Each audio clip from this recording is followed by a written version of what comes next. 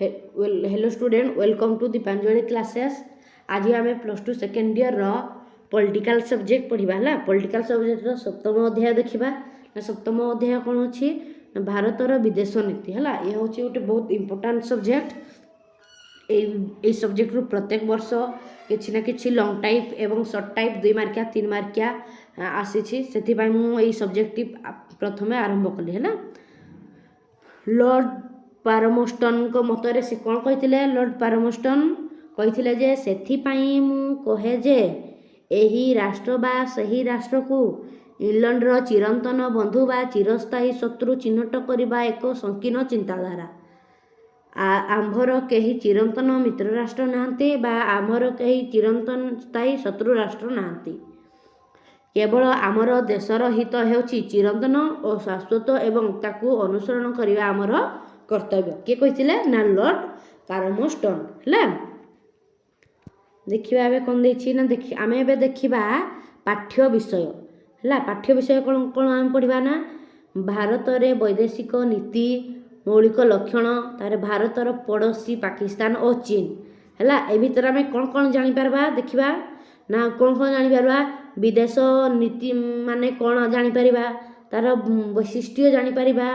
तापर कौन पढ़ा आम ये सब्जेक्ट रे ना आम पड़ोसी पढ़ा चीन और चीन आमर चीन सहित आमर संपर्क पढ़ा एवं पाकिस्तान सहित आमर संपर्क है।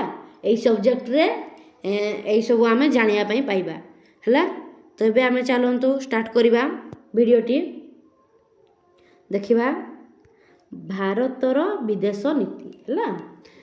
जाति राष्ट्र और अंतर्जातीयवादर वर्तमान जुग एमिति होइछि जे एही समय रे कौनसी एक राष्ट्र चाहिए मध्य अलगा रही पारिबो नाही है। प्रत्येक राष्ट्र निज जातिर हित रक्षा करिबा पई अन्यान्य राष्ट्रमानक सहित अर्थनैतिक सामाजिक राजनैतिक वैज्ञानिक और सांस्कृतिक संपर्क स्थापन करने निहाती आवश्यक है। कौन देखिए जाति राष्ट्र अंतर्जातीयवादर है वर्तमान जुग एमिति हो जे यही समय रे कौन से एक राष्ट्र चाहिए मध्य अलगा रही पारिबो नहीं है। प्रत्येक राष्ट्र कौन ना निज जातिर हित साधन पाई से कौन करे ना अन्यान्य राष्ट्र मान सहित अर्थनैतिक सामाजिक राजनैतिक वैज्ञानिक और सांस्कृतिक संपर्क स्थापन करिथाए है।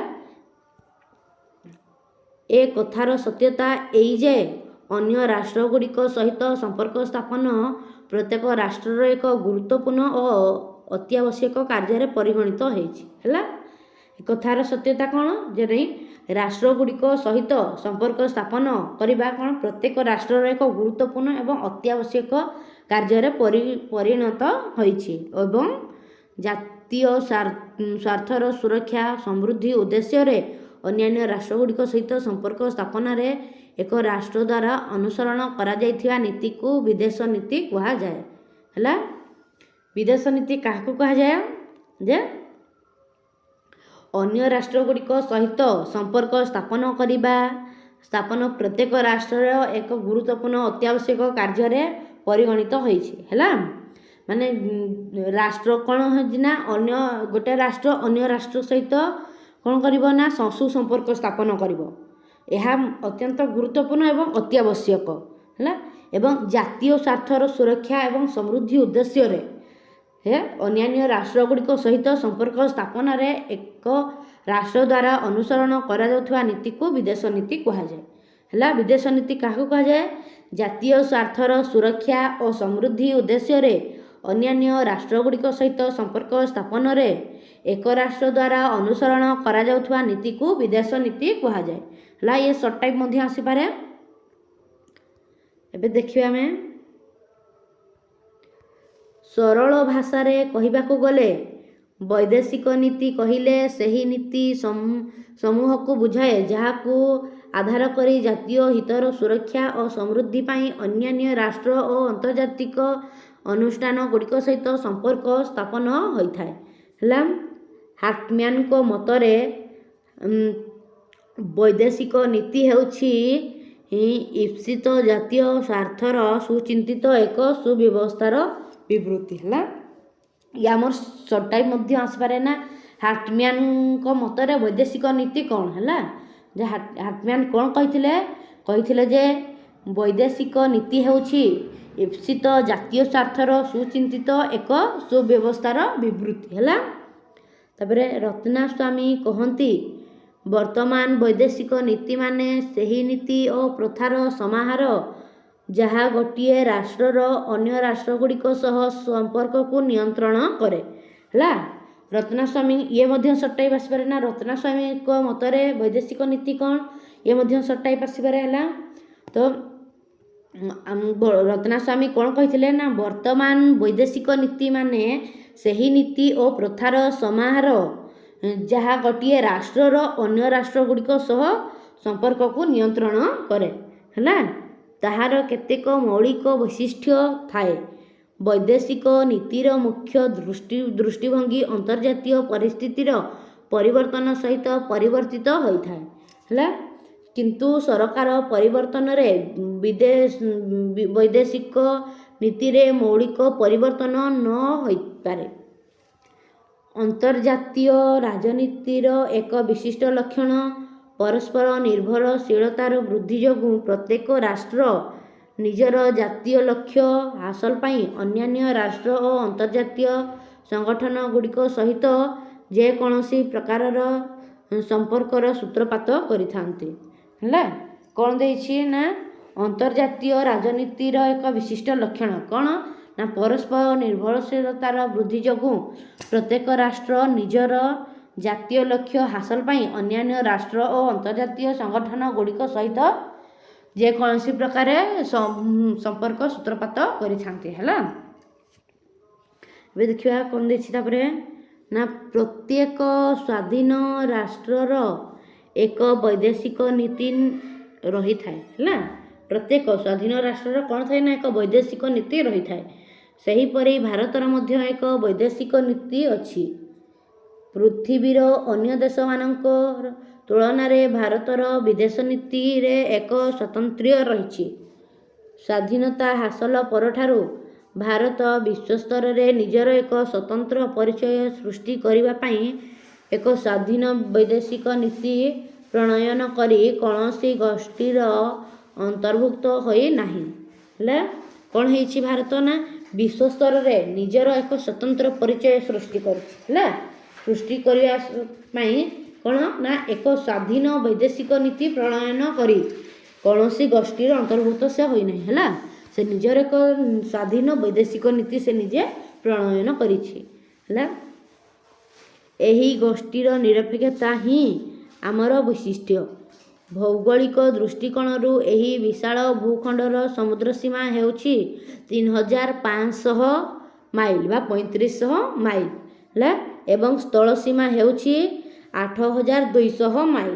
ଏ ସଟାଇ ଆସିପାରେ ନା ଭୌଗୋଳିକ ଦୃଷ୍ଟିକୋଣରୁ ବିଶାଳ ଭୂଖଣ୍ଡର ସମୁଦ୍ର ସୀମା କେତେ ଆନ୍ସର ହେବ କ'ଣ ନା 3500 ମାଇଲ ଏବଂ ସ୍ଥଳ ସୀମା ହେଉଛି 8200 ମାଇଲ ହେଲା। ତେଣୁ ଏହାର ଅଖଣ୍ଡତା ଏବଂ ସାର୍ବଭୌମତ୍ୱକୁ ଅକ୍ଷୁଣ୍ଣ ରଖି ପଡ଼ୋଶୀ ଦେଶମାନଙ୍କ ସହ ଉତ୍ତମ ବୁଝାମଣା ରକ୍ଷା କରିବା ହେଉଛି ଏହାର ପ୍ରଧାନ ଉଦ୍ଦେଶ୍ୟ ହେଲା।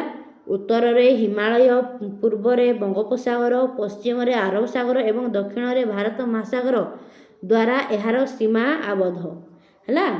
କେଉଁଠି ଭାରତର ସୀମା କେଉଁଠିରେ ଆବଦ୍ଧ ନା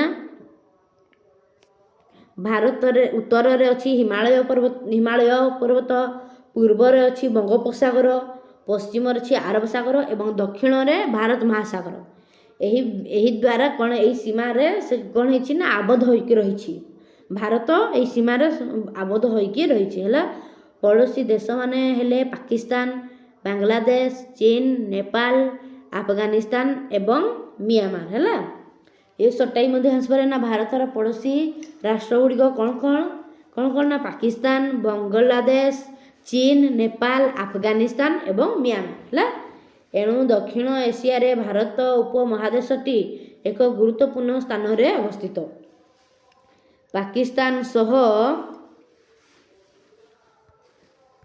2 ଥର ଯୁଦ୍ଧ ଏବଂ ଚୀନ ସହ ଥରେ ଯୁଦ୍ଧରୁ ଆମେ ଅନେକ ସୁରକ୍ଷା विषयक अनुभूति उपलब्धि कर सारिछु है केवल सुरक्षा दृष्टि नुहे भारतर भौगोलिक अवस्थिति यार पड़ोशी मानक सह राजनैतिक वाणिज्यिक एवं सांस्कृतिक संपर्क रक्षा दिगरे मध्य सहायक होइछि हैला कौन ना भारत केवल भारतर भौगोलिक अवस्थिति यह तार पड़ोशी सह कौन करछिना राजनैतिक वाणिज्यिक एवं सांस्कृतिक संपर्क रक्षा दिगरे मध्य कौन छिना सहायक होइछि भारतर विदेश नीति मध्य आमर इतिहास एवं परंपरा सहित जड़ित है आमर प्राचीन सभ्यता ब्रिटिश शासन कालर विश्वनीति भारतर स्वाधीनता संग्राम एवं गांधीवादी दर्शन मध्य एथिपाई खोरक जगाई आसीछि है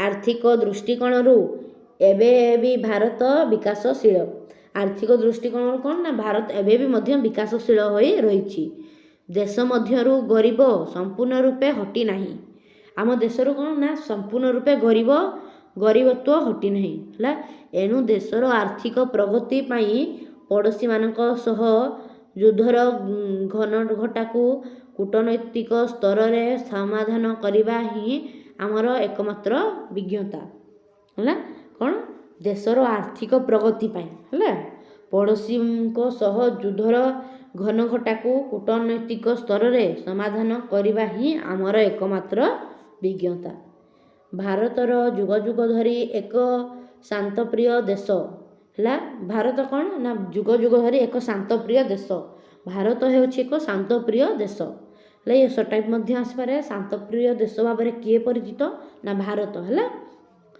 गोटे देशर जातीय हित ही हेउछि तार सबुकिछि एहाकू बाजी लगाई कौनसी भी नीति प्रणयन करिबा जनस्वार्थ विरोधी कार्य सबुठारु महत्वपूर्ण कथा हैला देशर शासक गोष्ठी को ही बाछिबाकू पड़िबो जे विभिन्न समय रे जातीय स्वार्थर रक्षा पाई किपरि विदेश नीति प्रणयन करिबाकू पड़िबो हैला कौन सबुठारु महत्वपूर्ण कथा कौन ना देशर शासक गोष्ठी को ही बाछिबाकू पड़िबो देश में जो मैंने सब शासन करुँचे शासक गोष्ठी से ही बाछिया पड़ो जे विभिन्न समय रे जातीय स्वार्थर रक्षा किपरि माने करा किपरि विदेश नीति प्रणयन करने को पड़ो या क्या बाछा पड़ो ना आम देशर शासक गोष्ठी को बाछा पड़ो देखा विशेषतः देशर विदेश नीति परिवर्तन पाई शासक गोष्ठींकर व्यक्तित्व महनीयता ही अनेकांशरे दायी है विशेषकर देशर वैदेशिक नीति प्रवर्तन पाई शासक गोष्ठींकर व्यक्तित्वर महानीयता ही अनेक अंशरे दायी रही है प्रोफेसर गालब्रेथम मतरे आभ्यंतरीण नीति भली देश वैदेश नीति रे मध्य नीति निर्धारक मानक मौलिक प्रवृत्ति प्रतिफलित होता है प्रोफेसर गालब्रेथ मतरे कौन कहते ना आभ्यंतरीण नीति भली देश रे विदेश नीति रे मध्य नीति निर्धारक मानक मौलिक प्रवृत्ति ही प्रतिफलित होता है विश्वस्तरीय राजनैतिक परिवेश सहित निजको खाप खुआई विदेश नीति प्रणयन करने ही बुद्धिमानर कार्य पाश्चात्य समाज एवं कम्युनिस्ट समाज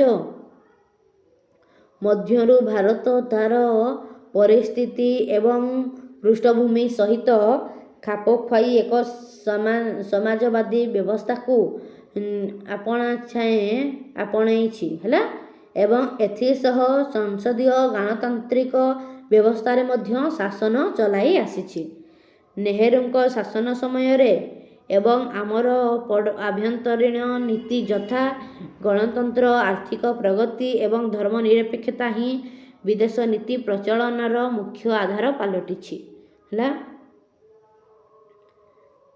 एबे देखिबा तापरे कोन देछि विश्वस्तर शीतल युद्ध एवं यार विलोप थरे चलीथिबा ପରମାଣୁ ଅସ୍ତ୍ର ପରୀକ୍ଷଣ ପ୍ରତିଯୋଗିତା ଆଧାର କରି ବିଶ୍ୱ ନିରସ୍ତ୍ରୀକରଣ ବିଭିନ୍ନ ସାମରିକ ସଂଗଠନ ଗୁଡ଼ିକ ସହିତ ନିରପେକ୍ଷ ସମ୍ପର୍କ ସ୍ଥାପନ ଏବଂ ସମସ୍ତ ଦେଶ ସହିତ ଉତ୍ତମ ମାନବିକତା ସହଯୋଗ ହିଁ ଆମ ବିଦେଶ ନୀତିର ମୂଳ ଭିତ୍ତି। ଭାରତର ବୈଦେଶିକ ନୀତି ବହୁ ଘଟକ ଦ୍ୱାରା ପ୍ରଭାବିତ ହୋଇଛି। ହେଲା, ଦେଖିବା କ'ଣ କ'ଣ ଏହା ଯଥା ଇତିହାସ, ଭୂଗୋଳ, ସଂସ୍କୃତ ଓ ଅର୍ଥନୀତି। ହେଲା, ଏହାର ନିଜର ବିଶ୍ୱସ୍ତରରେ ଲୋକଙ୍କ ନିରାପତ୍ତା ଓ ସାମାଜିକ ଅର୍ଥନୈତିକ ବିକାଶ ହାସଲ ପାଇଁ ଉଦ୍ଦିଷ୍ଟ। ଜଗତୀକରଣ ମଧ୍ୟ ଭାରତ ବୈଦେଶିକ ନୀତିକୁ ପ୍ରଭାବିତ କରିଛି। ହେଲା, ଏବେ ଆମେ ଦେଖିବା କ'ଣ ଦେଖିବା ନା ଭାରତର ବୈଦେଶିକ ନୀତିର ନିର୍ଣ୍ଣାୟକ ଉପାଦାନ। ହେଲା, କ'ଣ ଦେଇଛି ଦେଖିବା। ପ୍ରଥମେ ଦେଇଛି ଇତିହାସ, ପ୍ରଥା ଓ ସଂସ୍କୃତି। ହେଲା, ନେହେରୁଙ୍କ ଭାଷାରେ ଗୋଟିଏ ଦେଶର ବୈଦେଶିକ ନୀତି ତା'ର ପରମ୍ପରା, ଇଚ୍ଛା ଓ ଲକ୍ଷ୍ୟରୁ ବିଶେଷ ଭାବରେ ତା'ର ନିକଟ ଅତୀତରୁ ଉଦ୍ଗମ ହୋଇଥାଏ। ହେଲା, ନେହେରୁଙ୍କ ଭାଷାରେ ନେହେରୁ କ'ଣ କହିଛନ୍ତି ନା ଗୋଟିଏ ଦେଶର ବୈଦେଶିକ ନୀତି ତା'ର ପରମ୍ପରା, ଇଚ୍ଛା ଓ ଲକ୍ଷ୍ୟରୁ ବିଶେଷ ଭାବରେ ତା'ର ନିକଟ ଅତୀତରୁ ଉଦ୍ଗମ ହୋଇଥାଏ। ହେଲା, ସେହିପରି ଭାରତର ବୈଦେଶିକ ନୀତି ଭାରତ ସମାଜର ପାରମ୍ପରିକ ଅମୂଲ୍ୟବୋଧ, ସ୍ୱାଧୀନତା ସଂଗ୍ରାମ ସମୟରେ ଆନ୍ଦୋଳନ ଗୁଡ଼ିକ ପ୍ରତିଶ୍ରୁତିରେ ଫଳାଫଳ। ସେଥିପାଇଁ ସତ୍ୟ, ଅହିଂସା, ସହିଷ୍ଣୁତା, ପ୍ରେମ ଓ ସମସ୍ତଙ୍କର ସହ ବନ୍ଧୁତା ଇତ୍ୟାଦି ପ୍ରିୟ ମୂଲ୍ୟବୋଧ ବେଦ, ଧର୍ମଶାସ୍ତ୍ର, ବୌଦ୍ଧ ଧର୍ମ ଓ ଜୈନ ଧର୍ମ ଆରୋହଣ କରିଛି। ମହାନ ବ୍ୟକ୍ତି ଯଥା ବିବେକାନନ୍ଦ, ଅରବିନ୍ଦ ଓ ମହାତ୍ମା ଗାନ୍ଧୀଙ୍କ ଆଦର୍ଶ ଏବଂ ମୂଲ୍ୟବୋଧ ଭାରତର ବୈଦେଶିକ ନୀତିରେ ପ୍ରତିଫଳିତ ହୋଇଛି। ଭାରତର ମହାନ ସାଂସ୍କୃତିକ ପରମ୍ପରା ତାକୁ ରାଜନୈତିକ ପ୍ରଭୃତ୍ୱ ଓ ଆକ୍ରମଣରୁ ବିରୋଧ କରିବାକୁ ପ୍ରେରଣା ଦେଇଥାଏ। ଉପନିବେଶବାଦର ବିରୋଧ ଆମ ମୂଳ ଐତିହାସିକ ଧାରଣା। ସାଧାରଣ ଭାବରେ ଶାନ୍ତିବାଦ ଓ ବିବାଦ ଗୁଡ଼ିକ ଶାନ୍ତିପୂର୍ଣ୍ଣ ସମାଧାନରେ ଆମର ପସନ୍ଦକୁ ଆମେ ଗାନ୍ଧିଜୀଙ୍କ ଅହିଂସା ଆଦର୍ଶରୁ ପାଇଛୁ। ଏହା ମଧ୍ୟ କୁହାଯାଏ ଯେ ଆମର ଗୋଷ୍ଠୀ ନିରପେକ୍ଷତା ନୀତି ଆମ ପରମ୍ପରା ଓ ଦର୍ଶନର ଅନୁରୂପ ଅଟେ। ହେଲା, ଏବେ ଆମେ ଦେଖିବା ଭୌଗୋଳିକ ଅବସ୍ଥିତି। ହେଲା, ଭୌଗୋଳିକ ଅବସ୍ଥିତି ଦେଖିବା। ଭୌଗୋଳିକ ଅବସ୍ଥିତି କ'ଣ ଦେଇଛି ନା ଭାରତର ଭୂଗୋଳ ଆକାର ଅବସ୍ଥିତ। ହେଲା, ଭାରତର ଭୂଗୋଳ ଆକାର ଅବସ୍ଥିତି ଭୂସ୍ଥଳ ରୂପ ଇତ୍ୟାଦି ମଧ୍ୟରେ ତା'ର ବୈଦେଶିକ ନୀତି ନିର୍ଦ୍ଧାରଣରେ ଗୁରୁତ୍ୱପୂର୍ଣ୍ଣ ଭୂମିକା ନେଇଛି। ଭାରତ ଏସିଆ ମହାଦେଶର ଚାରି ଛକରେ ଅବସ୍ଥିତ। ହେଲା, ଏସିଆ ମହାଦେଶର କେଉଁ ଚାରି ଛକରେ ଅବସ୍ଥିତ। ପୃଥିବୀର ସମସ୍ତ ଗୁରୁତ୍ୱପୂର୍ଣ୍ଣ ଆକାଶ ଓ ସାମୁଦ୍ରିକ ଗମନାଗମନ ପଥ ଭାରତ ଦେଇ ବା ନିକଟରେ ଯାଉଛି। ଭାରତ ଓ ତା'ର ମହାସାଗର ବିଶ୍ୱ ବ୍ୟାପାର ଓ ବାଣିଜ୍ୟ ପାଇଁ ଏକ ଅପରିହାର୍ଯ୍ୟ କଡ଼ି। ତେଣୁ ତାହାର ଅବସ୍ଥିତି ଆର୍ଥିକ ଓ ସାମରିକ ଦୃଷ୍ଟିରୁ ଅତ୍ୟନ୍ତ ଗୁରୁତ୍ୱପୂର୍ଣ୍ଣ। ହେଲା, ତାପରେ ଏବେ ଦେଖିବା ଆର୍ଥିକ ଓ ସାମରିକ ଶକ୍ତି। ହେଲା, ସ୍ୱାଧୀନତା ପରବର୍ତ୍ତୀ ଦଶକ ଗୁଡ଼ିକରେ ଭାରତ ଆର୍ଥିକ ସ୍ତରରେ ପଛୁଆ ଓ ସାମରିକ ଦୃଷ୍ଟିରୁ ଦୁର୍ବଳ ଥିଲା। ହେଲା, ସ୍ୱାଧୀନ ପରେ କ'ଣ ଥିଲା ନା ଦଶକ ଗୁଡ଼ିକରେ ଭାରତ ଆର୍ଥିକ ସ୍ତରରେ ପଛୁଆ ଥିଲା ଏବଂ ସାମରିକ ଦୃଷ୍ଟିରୁ ସେ ଦୁର୍ବଳ ଥିଲା। ଅର୍ଥନୈତିକ ପ୍ରଗତିରୁ ତ୍ୱରାନ୍ୱିତ କରିବା ଏବଂ ପ୍ରତିରକ୍ଷା ଶକ୍ତି ବୃଦ୍ଧି କରିବା ପାଇଁ ଭାରତକୁ ଆର୍ଥିକ ଓ କାରିଗରୀ ସହାୟତା ଆବଶ୍ୟକ ପଡ଼ୁଥିଲା। ହେଲା, କ'ଣ କରୁଥିଲା ନା ଅର୍ଥନୈତିକ ପ୍ରଗତିକୁ ତ୍ୱରାନ୍ୱିତ କରିବା ପାଇଁ ଏବଂ ପ୍ରତିରକ୍ଷା ଶକ୍ତି ବୃଦ୍ଧି କରିବା ପାଇଁ କ'ଣ ହେଉଥିଲା ନା ଭାରତକୁ ଆର୍ଥିକ ଓ କାରିଗରୀ ସହାୟତା ଆବଶ୍ୟକ ଥିଲା, ଯାହା ସେ କେବଳ ଧନୀ ଓ ବିକଶିତ ରାଷ୍ଟ୍ରମାନଙ୍କ ଠାରୁ ପାଇପାରିଥାନ୍ତା। ହେଲା, ସେଥିପାଇଁ ପାରସ୍ପରିକ ସହଯୋଗ ଉପରେ ଭାରତର ବୈଦେଶିକ ନୀତି ଆଧାରିତ। ଏବେ ଦେଖିବା ଆମେ ଆଭ୍ୟନ୍ତରୀଣ ଓ ଆନ୍ତର୍ଜାତିକ ପରିସ୍ଥିତି ହେଲା। ଜର୍ଜ କେନାନଙ୍କ ମତରେ ବୈଦେଶିକ ନୀତି ଅନ୍ୟ ସମସ୍ତ ବିଷୟବସ୍ତୁ ଭଳି ଘରୁ ଆରମ୍ଭ ହୋଇଥାଏ ହେଲା। ଜର୍ଜ କେନାନ କ'ଣ କହିଛନ୍ତି ନା ବୈଦେଶିକ ନୀତି ଅନ୍ୟ ସମସ୍ତ ବିଷୟବସ୍ତୁ ଭଳି କେଉଁଠାରୁ ଆରମ୍ଭ ହୋଇଥାଏ ନା ଘରୁ ଆରମ୍ଭ ହୋଇଥାଏ ହେଲା। ଏକ ଦେଶର ବୈଦେଶିକ ନୀତି ସେହି ଆଭ୍ୟନ୍ତରୀଣ ହିତନୀତିର ସମ୍ପ୍ରସାରଣ ହେଲା। ଏହା ଗୋଟିଏ ଦେଶର ଆଭ୍ୟନ୍ତରୀଣ ବ୍ୟାପାରରେ ପ୍ରତିବିମ୍ବ। ସରଳ ଭାଷାରେ ଏହା ଘରୋଇ ନୀତିର ସମ୍ପ୍ରସାରଣ। କହିବାକୁ ଗଲେ ବୈଦେଶିକ ନୀତି ଏବଂ ସ୍ୱରାଷ୍ଟ୍ର ନୀତି ପରସ୍ପର ସହିତ ଓତପ୍ରୋତ ଭାବେ ଜଡ଼ିତ। ଅନ୍ତର୍ଜାତୀୟ ଘଟଣାବଳୀ ତଥା ଦ୍ୱିମେରୁକରଣ, ମାରଣାସ୍ତ୍ର ବୃଦ୍ଧି, ଉତ୍ତର ଦକ୍ଷିଣ ବିଭାଜନ, ନୂତନ ଅଣୁଅସ୍ତ୍ରଧାରୀ ରାଷ୍ଟ୍ରମାନଙ୍କର ଆବିର୍ଭାବ, ଚୀନ ଓ ପାକିସ୍ତାନ ସହ ବିବାଦ, ଇସଲାମୀୟ ଆତଙ୍କବାଦର ବୃଦ୍ଧି ଇତ୍ୟାଦି ମଧ୍ୟ ଭାରତରେ ବୈଦେଶିକ ନୀତିକୁ ପ୍ରଭାବିତ କରୁଛି। ତାପରେ ଏବେ ଦେଖିବା ଆମେ ବ୍ୟକ୍ତିତ୍ୱ ଏବଂ ରାଜନୀତି ହେଲା। ବ୍ୟକ୍ତିତ୍ୱ ଏବଂ ରାଜନୀତି। ଜନ୍ କେନେଥ ଗାଲବ୍ରେଡ୍ କହିଛନ୍ତି ଯେ ବୈଦେଶିକ ନୀତି ସ୍ୱରାଷ୍ଟ୍ର ନୀତି ଭଳି କାର୍ଯ୍ୟକର୍ତ୍ତାଙ୍କର ମୌଳିକ ଧାରଣାକୁ ପ୍ରତିବିମ୍ବ କରିଥାଏ ହେଲା। ଜନ୍ କେନାଥ ଗାଲବ୍ରେଡ୍ କ'ଣ କହିଛନ୍ତି ନା ବୈଦେଶିକ ନୀତି ସ୍ୱରାଷ୍ଟ୍ର ନୀତି ଭଳି କାର୍ଯ୍ୟକର୍ତ୍ତାଙ୍କର ମୌଳିକ ଧାରଣାକୁ ପ୍ରତିବିମ୍ବିତ କରିଥାଏ। କୌଣସି ଏକ ସମୟରେ ଯେକୌଣସି ରାଷ୍ଟ୍ରର ବୈଦେଶିକ ନୀତି ସେହିପରି ହୁଏ ଯେଉଁପରି ତା ଶାସକ ଗୋଷ୍ଠୀର ସାମରିକ, ଘରୋଇ ଓ ବୈଦେଶିକ ସମସ୍ୟା ପ୍ରତି ଦୃଷ୍ଟିଭଙ୍ଗୀ ଏବଂ ପ୍ରତିକ୍ରିୟା ଥାଏ ହେଲା। ଏହାର ନିଃସନ୍ଦେହରେ କୁହାଯାଇପାରେ ଯେ ଭାରତର ବୈଦେଶିକ ନୀତିର ଢାଞ୍ଚା ପ୍ରଥମେ ପ୍ରଧାନମନ୍ତ୍ରୀ ପଣ୍ଡିତ ନେହେରୁଙ୍କର ଅବଦାନ। ତାଙ୍କର ବ୍ୟତୀତ ଅନ୍ୟ ଯେଉଁ ବ୍ୟକ୍ତିମାନେ ଭାରତର ବୈଦେଶିକ ନୀତିର ସଂଗଠନ ଅବଦାନ ଦେଇଛନ୍ତି ସେମାନେ ହେଲେ ସର୍ଦ୍ଦାର ବଲ୍ଲଭଭାଇ ପଟେଲ, କୃଷ୍ଣ ମେନନ, ପାନିକ୍କର ଇତ୍ୟାଦି ହେଲା। ପ୍ରଧାନମନ୍ତ୍ରୀ ଇନ୍ଦିରା ଗାନ୍ଧୀ ମଧ୍ୟ ଡି.ପି. ଧର, ଟି.ଏନ୍. କାଉଲ ଓ ପି.ସି. ଆଲେକଜାଣ୍ଡର ଇତ୍ୟାଦି ଉପଦେଶରେ ବୈଦେଶିକ ନୀତିର ଗଭୀର ମନୋଯୋଗ ରହିଥିଲା। ବର୍ତ୍ତମାନ ପ୍ରଧାନମନ୍ତ୍ରୀ ଶ୍ରୀଯୁକ୍ତ ନରେନ୍ଦ୍ର ମୋଦି ବୈଦେଶିକ ନୀତିକୁ ପ୍ରାଥମିକତା ଦେଇଛନ୍ତି ହେଲା। ଆମେ ଭିଡ଼ିଓଟି ଏତିକିରେ ସମାପ୍ତ କରିବା। ନେକ୍ସଟ ଦେଖିବା ଆମେ ଭାରତରେ ବୈଦେଶିକ ନୀତିର ମୌଳିକ ତତ୍ତ୍ୱ ହେଲା। ଯେଉଁମାନଙ୍କୁ ଭିଡ଼ିଓଟି ଭଲ ଲାଗିଛି ଲାଇକ୍ କରନ୍ତୁ, ସେୟାର କରନ୍ତୁ, ସବସ୍କ୍ରାଇବ୍ କରନ୍ତୁ ଏବଂ ବେଲ୍ ଆଇକନ୍ ପ୍ରେସ୍ କରି ଅଲ୍ ନୋଟିଫିକେସନ୍ ସେଟ୍ କରନ୍ତୁ ହେଲା। ଯଦ୍ୱାରା ମୁଁ ଯେଉଁ ସବୁ ଭିଡ଼ିଓ ଅପଲୋଡ଼ କରିବି ସେସବୁ ତୁମମାନଙ୍କ ପାଖରେ ଶୀଘ୍ର ପହଞ୍ଚି ଯିବ ହେଲା।